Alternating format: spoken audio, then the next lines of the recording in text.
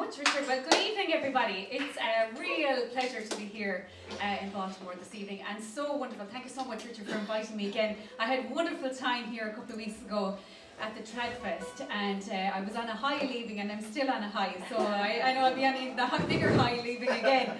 There'll be no getting rid of me out of Baltimore after this. But I'm so delighted to see so many families in the audience and so many young people and the next generation of musicians coming up. And I'd really like you to give the biggest, loudest, most brilliant applause to the wonderful musicians that played here ahead of me tonight.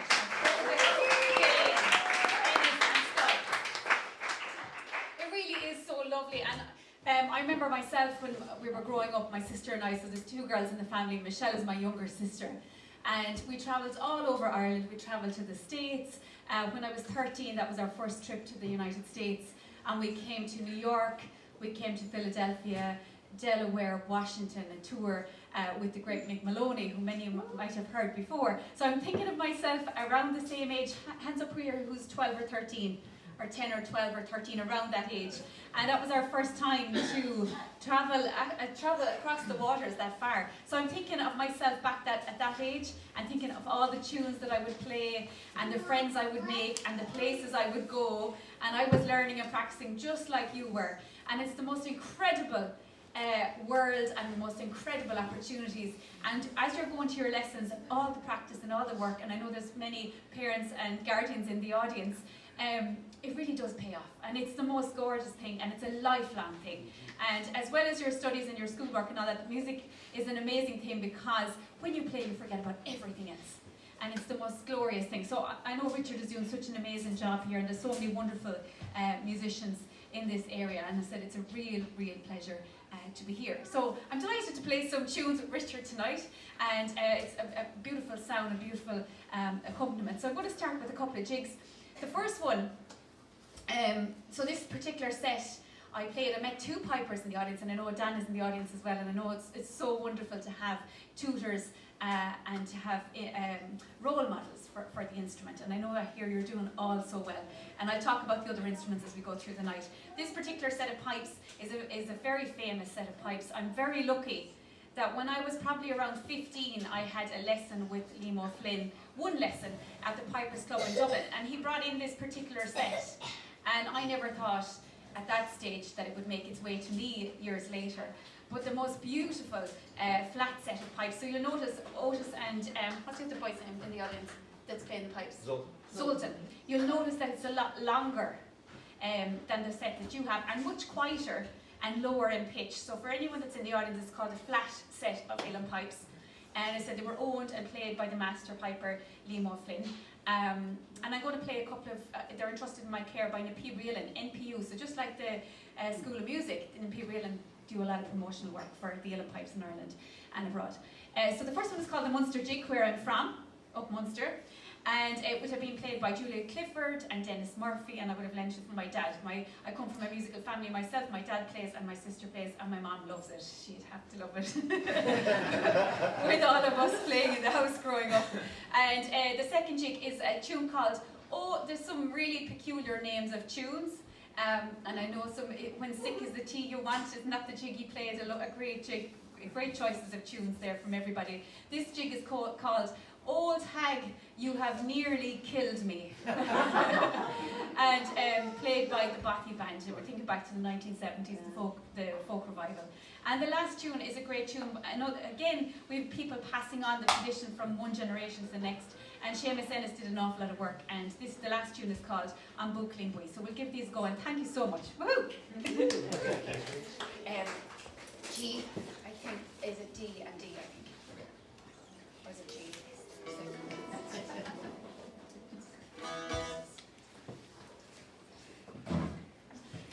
You are going nowhere quickly with the set of uilleann pipes.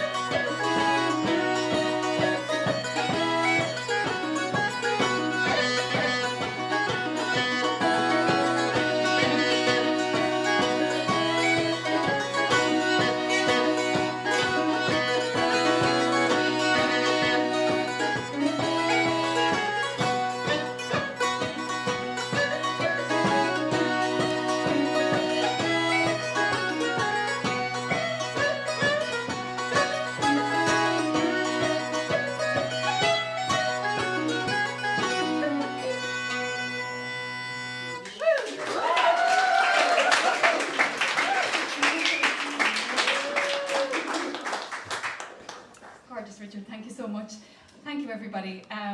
It's a beautiful sound, with a beautiful accompaniment here this evening. We haven't played together really before. Ever. But it's just, it's a wonderful language, and Richard has a fantastic interpretation, so fabulous. Thank you so much. We'll continue with, I'll say we'll continue with a couple of reels this time. The first one is a tune called The Rainy Day. We get lots of those in Ireland. I think we had 56 days of rain without break there in January or over the Christmas.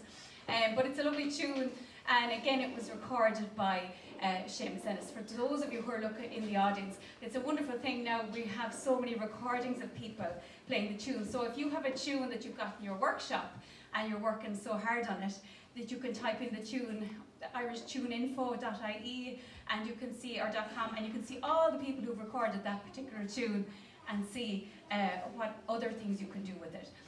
So it's a great resource. And I'll go into a tune then. It's called Barr, for those maybe learning Irish, it's called Buachaillin or Buachaillin in Irish, in English, Buachaillin, and it is composed by another piper called Mulligan, and his father was from County Leitrim, where I now live, and he recorded or composed this tune in honour of his area where he was born, but he was really instrumental in the founding of the Pipers Club in Dublin as well. So there's all these people on the periphery or in the circle of traditional music who are responsible, I suppose, for present days the flourishing of our tradition. So we try these. How are we going, Richard? That's the E minor one. Or this one. Yeah, and then. Is it in a minor? Yeah. If you want to come in.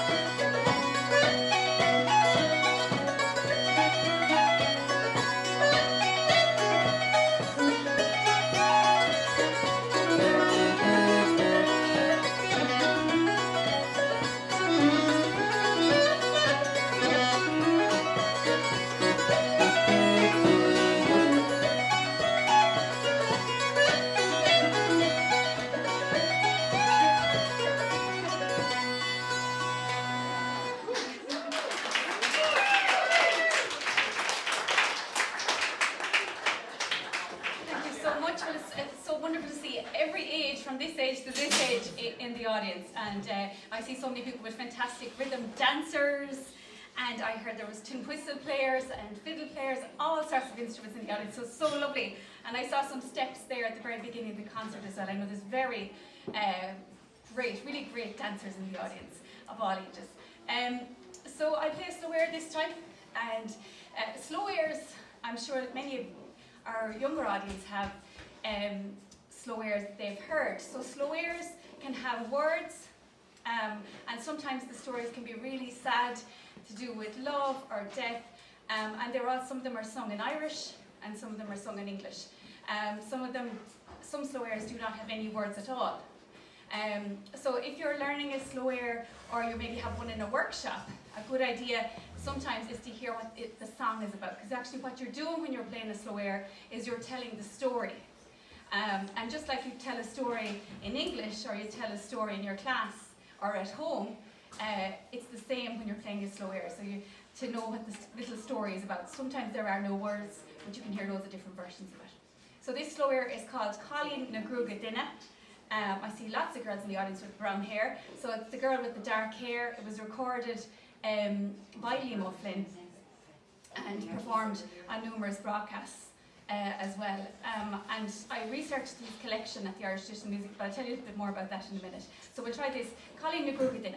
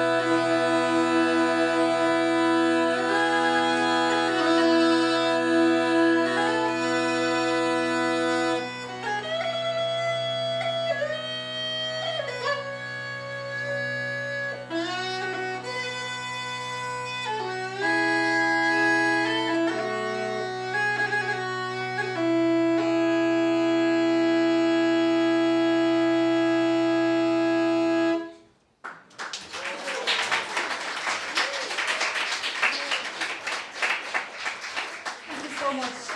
But we'll continue with a couple of jigs this time. I mentioned that a lot of the work I've been doing over the last number of years is a lot of research work involved, finding out the background to the tunes, the background to the artists.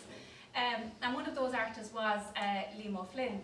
And he donated, when he passed away, he donated his lifetime archive to the Irish Traditional Music Archive in Dublin. So you think of your first tin whistle that you have for our younger audience members, and even our older audience members, that is in the collection. So your first instrument that you have can be really, really so valuable, and is so valuable to keep it and to have it at home. And I have my first tin whistle. Do you have your first instrument, Richard? I do. You do? My first mandolin. Yeah. And so it's a lovely thing to have, and it doesn't matter how much it costs. It's just the fact that you started out your journey on that. And don't worry if you lose it.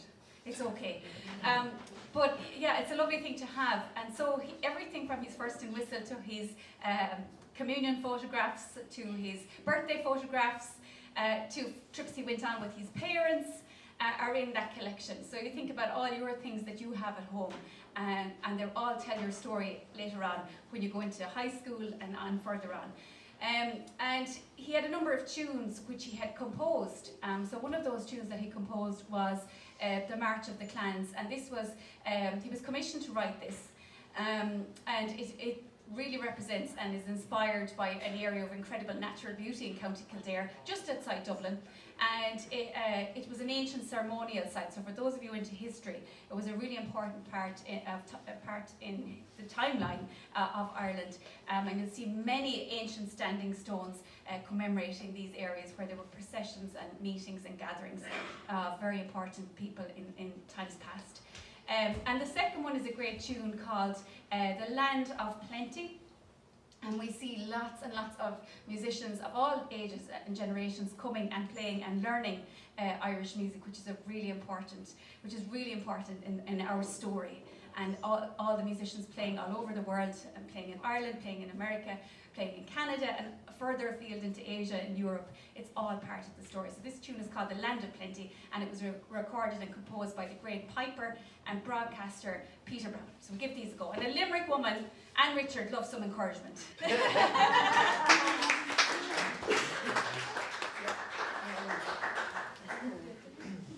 G and E.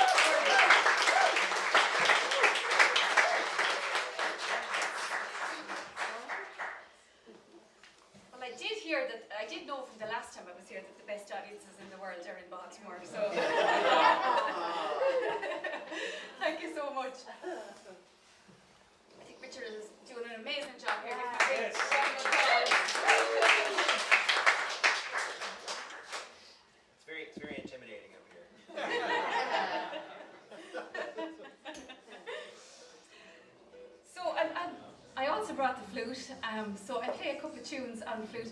I don't know who were we mentioning about Junior Crehan earlier today, and it just came into my mind. My sister and my dad also played, and over the years we played lots and lots of music in all different countries. But I would have grown up learning a lot of music from my dad, Louise Mulcahy, and he, I suppose, before I was going to school in the morning, we would have heard him playing, and when we came home from school, we heard music in the house, and we would have often played before we went to school. We would have played when we came home from school, and we were just really so fortunate to have been just immersed in traditional music. And I know there's so many families here, and it's a wonderful thing to be able to go to these things and events, concerts, workshops, festivals, fly abroad to Ireland for the FLA. Hands up here who's going to the FLA in Belfast. I see lots of hands. Woohoo! I'll see you there.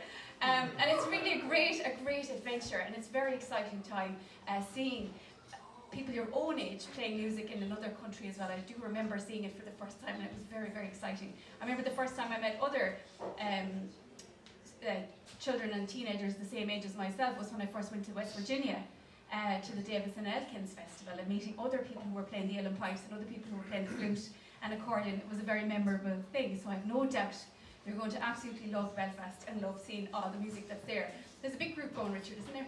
I think about 30 kids, yeah. About 30, so that's fantastic. Be sure to give me a big wave when you see me on the street. So I play a couple of hornpipes this time. This is a very well-known composer in Ireland, Junior Crehan. He was from County Clare, so from the south of Ireland. Woohoo! I hear numbers of County Clare here. Say that again. Family members. Oh, where in Clare? Where? Mangan is the last. Oh, yeah. fabulous. And what part of Clare? Do you know? Or Not quite not sure. No. Really, no, County Clare. It's a beautiful county, and so many of that name. So it's really lovely to have that connection. And lots and lots of history of Irish music there. But one particular composer, Junior Crehan, he composed a number of tunes and has actually a book of music as well. So I'll try this. The last one is called The Hills of Cúille, and with the tunes that you're learning or that you see in the tradition, they often have stories or they're after place names. So Cúille is just outside Milltown Malbay, so you might have heard of the Willie Clancy Summer School, and it's an area outside of it. So sometimes they're after people, like Old Hag, you have nearly killed me. Sometimes it's like when sick is a tea you want, and they're named after different places as well, like the March of the Clans, or Barr na Cúille. So these are the Hills of Cúille, and they're composed by Junior Crehan.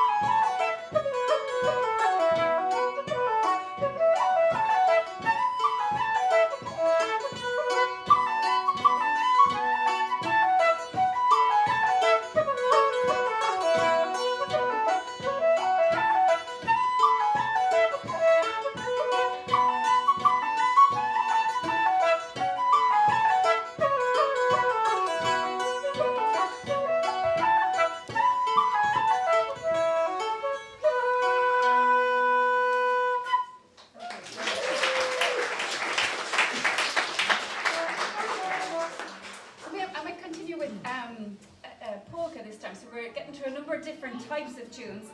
This is Captain Moonlight's Army, and I would have learned this growing up with my dad and sister around the kitchen table in Abbeyfield, not too far from Shannon Airport. You're flying into Dublin, is it, or Belfast? Dublin. Into Dublin. So about 3 hours, 4 hours south of Dublin was where I grew up.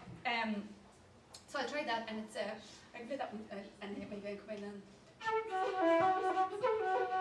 an E minor one. That's the first one. Yeah.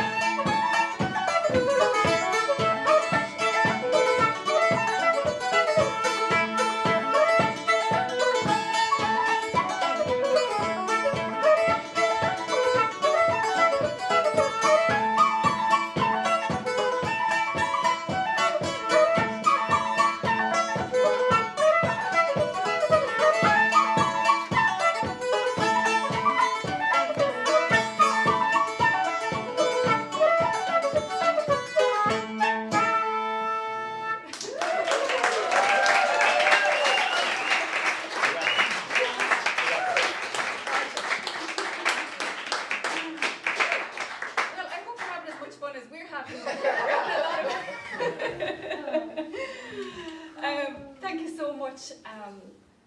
Well, I continue with a couple of jigs on the flute this time. The first one is a great tune. There are a number of great flute players in the tradition, and some of those who've composed tunes. But there's a great connection between Ireland and the United States. And many people immigrated to America and brought the music with them. And one of those people was a great flute player called John McKenna. And John McKenna was from County Leitrim, and for those of you learning flute or tin whistle, he was really important because he was one of the first people recording flute music in the States. And so when you look at the timeline of flute players right to the current day, his recordings and his presence and his music was very important in flute playing. So I play in the key D, the Gallant Boys of Tipperary, recorded by John McKenna. And I followed that with a tune called, which I have to think about every so often, because last week at a concert, I actually was here, I announced it as Sorry to Meet and Happy to Part. That was the first time I'd ever done that. It's Happy to Meet and Sorry to Part. That was the first time in my life I'd ever done it. It was here in Baltimore at the Tradfest. So now I have to stop and think each time. So Happy to Meet and Sorry to Part.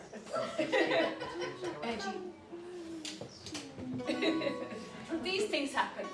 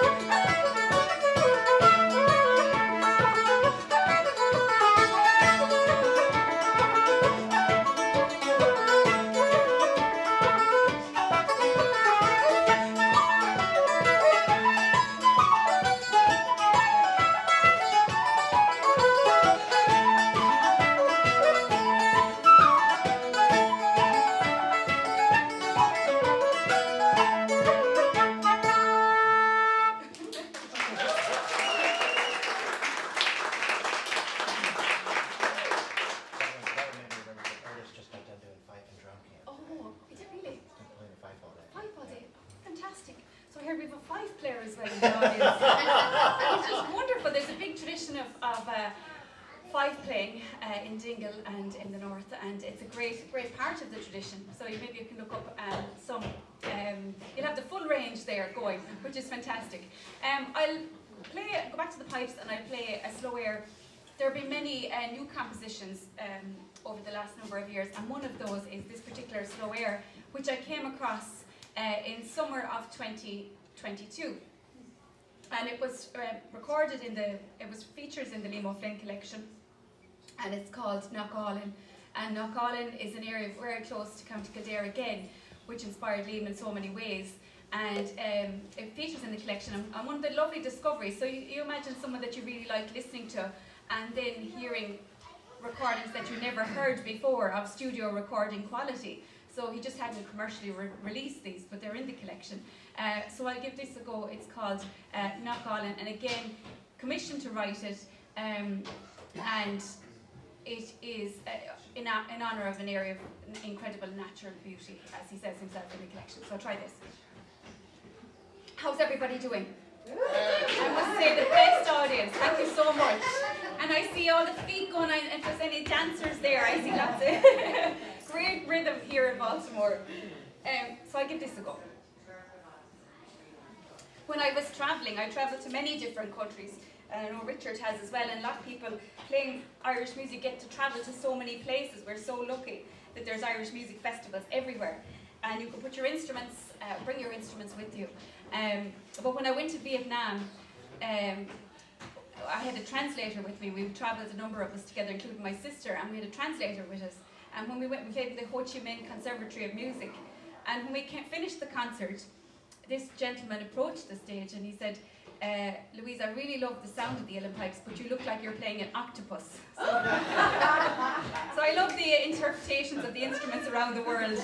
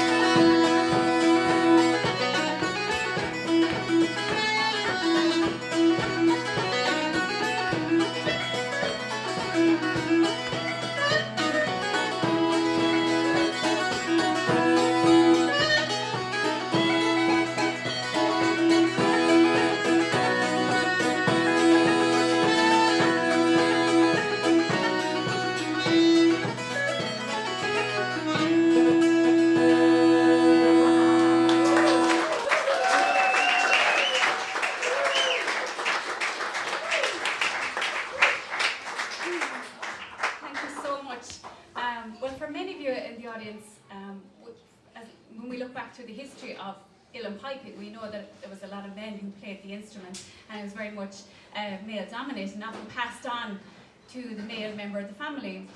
But a lot of my research work was looking up and tracing the women or the girls who actually played the instrument. And when I was 13, my dad gave me a book, and I saw a number of girls who had been profiled in Irish minstrels and musicians here, written by Captain Francis O'Neill. But nobody knew what happened to them after that. So that was in early 1900s. But nobody knew what happened to those girls. Did they continue playing? And one of those girls was advertised as being as the youngest piper in the world. She travelled abroad. Molly Morrissey, she travelled abroad and played many large halls as a young girl. But nobody knew what happened to her, or May McCarthy and Anna Barry. And so part of my work was looking up all these girls and women who played the pipes. And one girl she was the first woman to win a piping competition in Dublin. Her name was Mrs. Margaret Murphy, or Margaret Murphy as a little girl. And she's profiled she features in the Irish Minstrels and Musicians in 1913 with a very historic photograph. A big group of pipers with just one girl in the middle, and Eamon Cant, a very historical figure in Ireland, in the front row. Before that, there was a woman called, she was about 15, and she was called Anna Barry, and she set the media, or the newspapers, into a complete frenzy of excitement when they saw her playing the pipes. So when I look at it, there were more women than we thought that played the pipes during the 19th and 20th century. And actually the first commercial recording of a woman playing pipes wasn't until 1978, so relatively recent. And that was the Piper's Rock album with Marnie Grada. And there was a tutor book printed by H.J. Clark, but it didn't feature her name, Heather Clark. It featured her H.J. Clark, and the drawing on the front was of a man's hands, even though it was all her work. She did it when she was 16. She wrote the book, and she did all the tracks, and she wrote all the notes for it, and all the transcriptions. So great work. So anyone in the audience who knows how to play piano and classical music, all that relates to each other. It's all a great thing. I composed a tune in honour of her anyway. It was Mrs. Margaret Murphy's Jig, and the first one is a composition of Liam O'Flynn's The Piper's Stone. So D and G. Is everyone doing okay? Oh, great.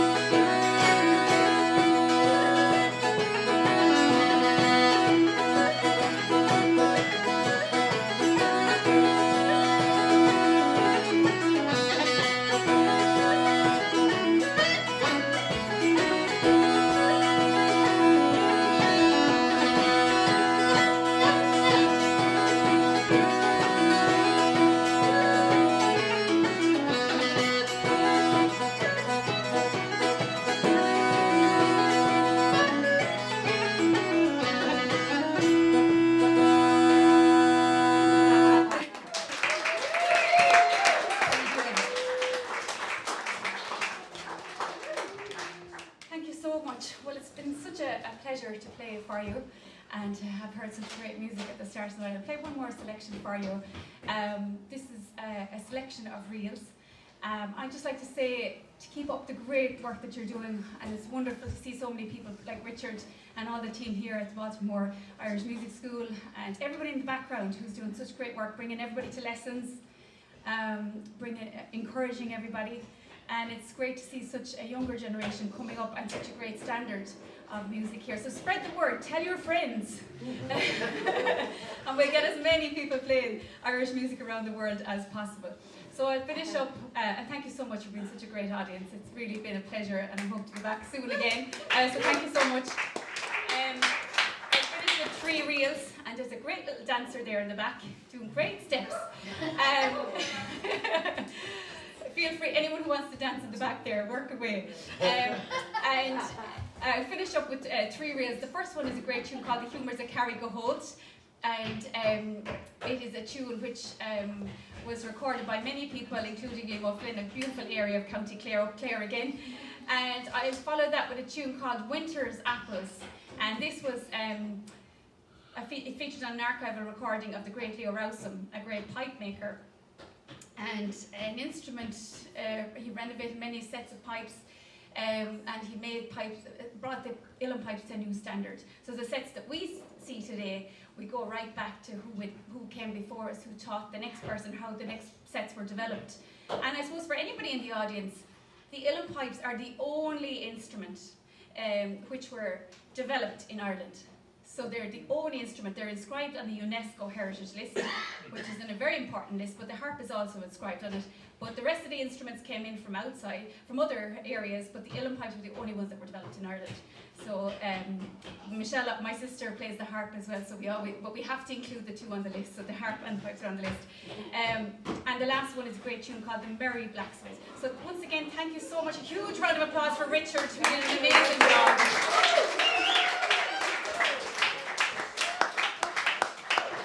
It was so great to play with you, Richard, and thank you so much. And it's always great to have wonderful people in an area like this, promoting the tradition, recruiting people and getting people, bringing people to Irish music and letting people see what a great community it is. I think you'll agree with me that we have something very special in Irish traditional music. So for all our younger audience, keep going, keep the great work going, and I look forward to hearing your meeting at workshops or festivals in the future. So thank you so much.